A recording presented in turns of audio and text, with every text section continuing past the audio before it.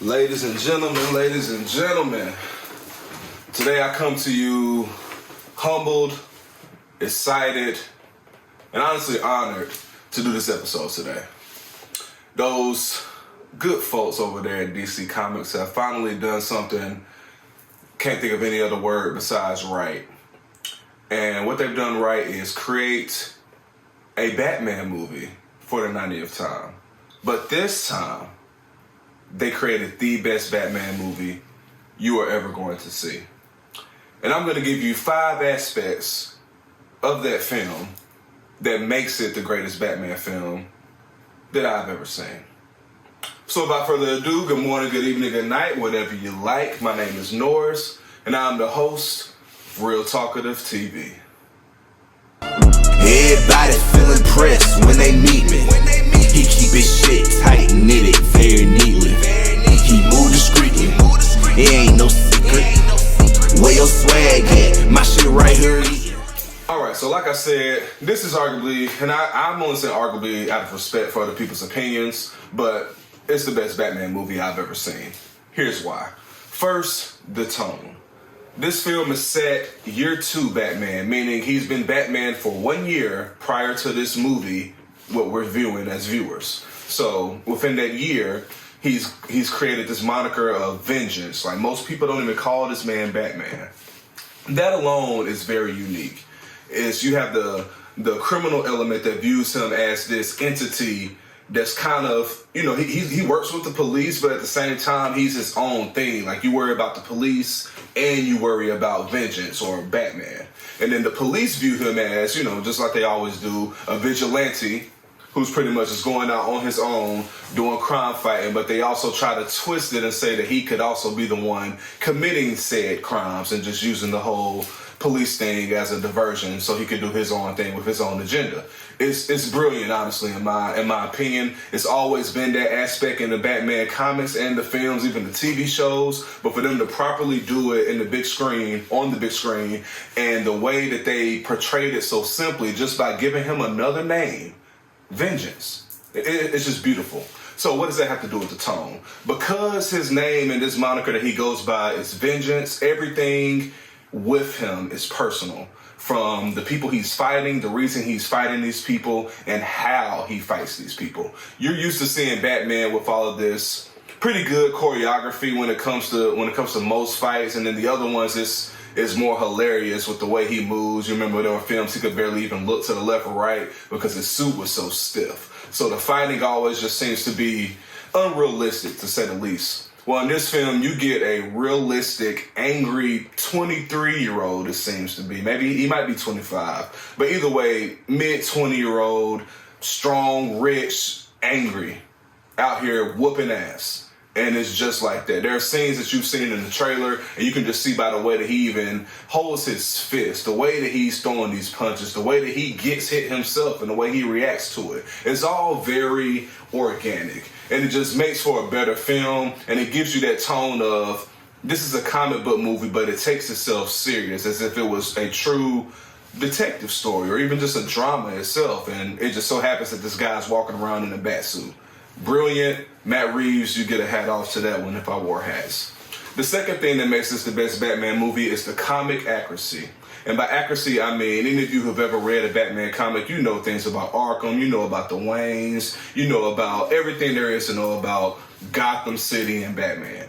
They do all of this to the T. Even from his backstory, and thank goodness we don't get to see Martha and Thomas get killed in this one like we've done in all the previous movies. But they still have that element there, and it still holds so much weight that it is the pure motivation for why Bruce is doing all of this. And just to keep that in there and to make it still feel fresh, because we are getting this year 2 Batman for the first time, but it feels like this is something we haven't seen before. It's a version of the character we haven't seen before, but it's so accurate to that version in the comics. He is wild. He is, you know, he's trained, but he's not a master at this. You can tell the League of Assassins may have just taught him how to fight and handle himself, but he's still learning. I mean, there's a scene where he jumps off to the top of the GCPD building, And he puts on a little squirrel suit, you know, that when you skydive, you can squirrel dive with him and kind of fly. He puts one of those on. The fear in his eyes before he jumps, really humanizes the character. It shows you that Bruce Wayne is still a human. He's not a superhero. He doesn't have powers like the characters we're used to seeing and things of that nature. He's a human being doing all this shit. But he immediately turns it off, which brings in that comic accuracy of Batman, who has truly spent years, League of Assassins, everything from his father training with Alfred. He's spent years developing a block of fear.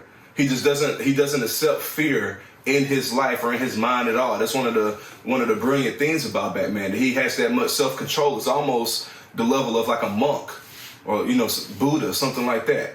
But you get to see that brief moment that really makes you still realize, okay, he still is a human. But then he turns it off, and it's beautiful. It's just scenes like that, the way he walks around, the weight of his suit, his mannerisms, the fact that he can barely stand the sunlight because he's been in isolation for so long. It's accurate to the T, where I honestly found myself silently clapping throughout the film. Beautiful. Another thing that makes this one of the best movies is the directing.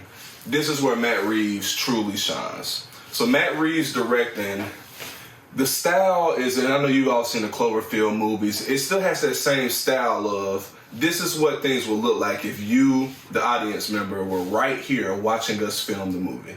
Besides seeing all the props and things of that nature, just looking at a movie in real life happen, that's what you get here. You really get a taste of what Gotham City is like. It's dark 99% of the movie, which is what you expect from Gotham City. It's very corrupt. And I mean, there's a scene where they go into the club, and of course this is in the trailers, but they go into the club, and it's a mob hangout type of club.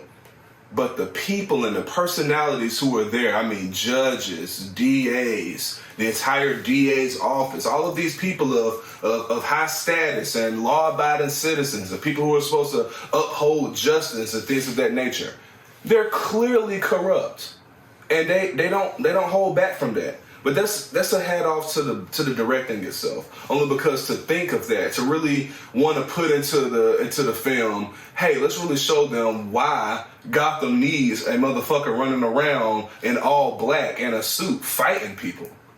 It's always been a question I've had. Why would a billionaire, with all the free time that he or she has, why would they choose to use that time to save a city?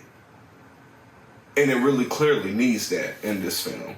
And you really get that feel once you watch it. I really, really need you all to hone in on the fact that everything that's happening is necessary. And Batman himself, Bruce Wayne, he even goes through that for a moment and just wonders, do I really need to do this? You know, he's going against the Riddler. He doesn't have a single physical altercation with the Riddler. Not one. Even when they are finally face to face, it's behind a glass. So it's all brain. It's all a mental battle that he's doing with him. And it really leads to that detectiveness that Batman has in the comics, that detective trait that he has in the comics. And all of this, it comes from writing. It comes from reading the comic books, and it comes from the director and the actors truly understanding a character, truly understanding a story, respecting it enough to mimic it to the T, and then putting your cinematic spin on it. That's something we don't see too often. It's what made Marvel stand out. It's what's going to save the DC franchise if they stick to this. And it's just what makes a good film a good film.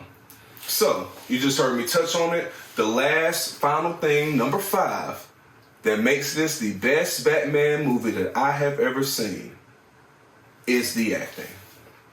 Robert Pattinson as Bruce Wayne is so comic accurate that it's ridiculous.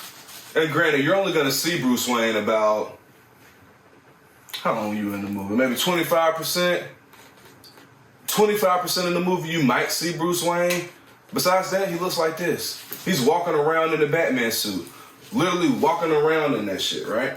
But when Robert Pattinson is Bruce Wayne, you can tell he's just ready to go put on the suit. And that's what Bruce Wayne is. Bruce Wayne is the mask. Batman is Bruce Wayne. That is his true identity. And the Riddler, it's a brilliant line in the film. He tells him, the Riddler tells Batman that, you know, when he put on his mask, when the Riddler puts on his mask, he's himself like he's never been. The confidence that he has, the ability to just fully embrace and emerge as yourself, because you don't have to worry about people viewing you as you. You have this mask. You've created your own character.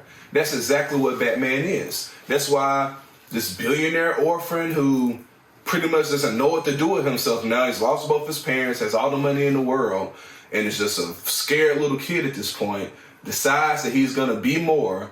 As he grows up and matures and continues doing all this, he finally realizes, this is what I'm meant to do. I want to be a mass vigilante. And while doing that, his personality shines all the way through. And it's just amazing to see it done correctly. Christian Bale was a very good Batman. I didn't really like him as Bruce Wayne. What's your boy's name? Ben Affleck was a very good Bruce Wayne. I didn't like him that much as Batman. I really think Robert Pattinson is the DC version of Tom Holland. The way Tom Holland revamped the Spider-Man character and actually made it be a perfect mix of Peter Parker and Spider-Man, that's what we get here from Robert Pattinson. It's a perfect mix between Bruce Wayne and Batman, aka Vengeance. The next best actor or actress in this film is Zoe Kravitz. And her character is Catwoman. It's just the realism behind it. When we first see when they first released the shots of her outfit, you know, I had my skepticism just because it's a half mask. It looks real cheap and just not really thought out. But once you meet her character in the film, and even at her first introduction, she immediately takes over the scene and takes over the screen itself. You can't take your eyes off of her. But once you meet her and see what she's going through and what her life is like, you understand exactly why her outfit looks the way it does. You get why she's even doing all this. I mean, they even give her character development just as much as they do Bruce. Almost as much as they do Penguin as well. They really found a balance in this 3-hour film to develop these characters. It's almost as if this is a 4-way origin story film. So the acting there has to be superb for you to stay engaged and for you to truly understand what's going on. The next, I wouldn't say best, but just my favorite character, but based on their performance, would be Colin Farrell as the Penguin. First and foremost, you can barely tell that it's him. So the makeup artist, great job. But the way he portrays the character as this modern day mob kind of henchman that has aspirations to be more. And it's a very simple concept, but his portrayal of it as this cocky kind of, I know I'm better than this, but I don't mind waiting my turn. I don't mind being loyal. I don't mind doing what I'm supposed to do and getting mine when the time is right to get it. And he does get presented that time at the end of this film, and I'm pretty sure these spin-offs and the sequels are going to really develop him, and he's going to become the Penguin that we all know and love / hate. But in this film, for it to be our first time seeing him in this universe, his technical origins in this type of Batman, I guess universe would be the right word. This Batman universe that we're in now, his origin and his development as one of the main Batman villains is beautiful to see. Him and Batman have a face-to-face interaction a couple times, but the first one that they have in this film is so powerful because it's unique. So what happens is Batman goes to the club. His henchmen, the twins, that's what they call themselves in the comics. But they're working the door, of course. Batman whoops their ass just to get in. And then he walks through there. He's in full suit. He's walking through the club, basically, where's Penguin? And then he fights every single person that's in there that comes after him until Penguin arises and says, hey, calm down. I think he says, take it easy, sweethearts, is that line. And then they have a conversation. But right after that, he says, you're everything they say you are, ain't you? That's what Penguin says to Batman. And he says, I am too. And that sequence is just so powerful because we all know the dynamic between these two characters and what's gonna become and what has been in the past. But to see it all really starting And I mean, truly just starting. I mean, I didn't even hear anyone call him Oswald that much. I mean, they don't even address Penguin by his name yet. He hasn't earned that much respect yet. But just to see his story develop, and at the end you see that turn of power once Carmine Falcone gets murdered. This is a spoiler review, so hope you know that. But once Carmine gets murdered, Penguin immediately is ready to step up.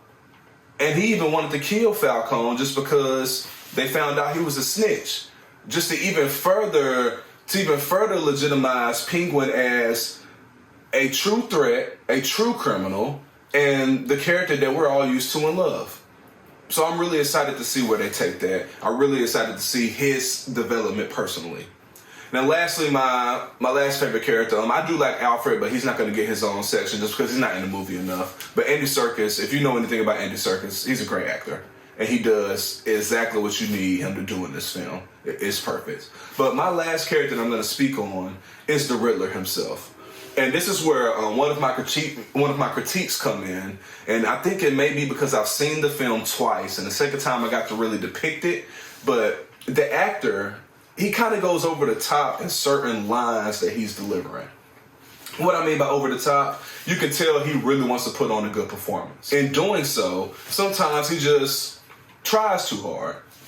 There's a scene where him and Batman are discussing the plan. Like Riddler's locked up at this point. He's pretty much, giving that dialogue, telling exactly what's going on, just giving you plots and plans in the movie, let you know what's about to happen while we've been waiting for 2.5 hours to see, pretty much. So he tells him what's going on. Batman pretty much says, you're crazy. The Riddler thinks that him and Batman have been secretly working together. It's weird, but Batman tells him pretty much, you're crazy. No, we haven't been working together. You need help. And then the Riddler, he starts yelling like, no, and saying it's not supposed to happen this way, and yada, yada, yada. And it's just, for me, it was just like, okay, bro. If you go yell it, yell it. If you not go yell it, don't yell it. But don't just do things that you think insane people would do. And again, that's a nitpick critique, but it did stand out to me, and I just kind of was like, okay. But nonetheless, still a great actor. Still one of my favorite villains that I've seen on film simply because of his motive and the way he executed his plans. Now, the third act, of course, is a little slow for me. And by slow, I mean I expect big explosion, Marvel type of third acts where you fight the villain and our heroes emerge as victorious, or they lose. One of those things. Here, we don't get so much of the big bang fight, but we do get an emergence from Batman. Like, we really see that, one, he's gonna do whatever it takes to bring justice and peace to fucking Gotham. And by whatever it takes, I mean, he'll literally kill himself, and you and me, if that means bringing peace. And it's impressive and terrifying at the same time. But his emergence as that character at the end is him realizing I need to be more than just vengeance. All this can't be personal. There are people that are getting affected by this as well who don't have bulletproof fucking suits and aren't billionaires running around doing this shit out the goodness of their heart. There are people who truly need his assistance, and they need him to do it at a level where it's not jeopardizing himself or them. Batman loses himself sometimes in this film because, again, he's year 2. He's still learning all this. He's still getting that self-control. So he loses himself every now and then and beats the shit out of people, or doesn't show as much compassion or remorse as he should. There's a scene where he sends Catwoman into a club and he gives her some contacts to put in her eyes, and she tells him she feels like a fish on a hook, meaning she's the bait, and he doesn't even acknowledge it. He just stays focused and makes sure that the gadgets are working and that the mission can be complete. And then by the end of the film, you can just tell by the way he looks at her, he's concerned and he cares about her more.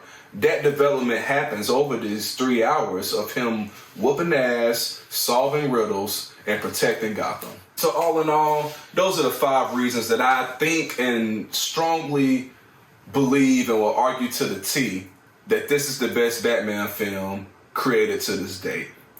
If you liked it, please like and subscribe, share, hit the bell so you can know when I'm going to drop. I'm also going to do a full review of the film where I just break down part by part, and by part I mean act. So like the first act, the second act, and then the third act, which is the big bang at the end. I'm going to break that down as well, so stay tuned for that. But in the meantime, good morning, good evening, good night, whatever you like. I'm Norris. Thank you for watching Real Talkative TV. Vengeance, thank you for being here. Next time.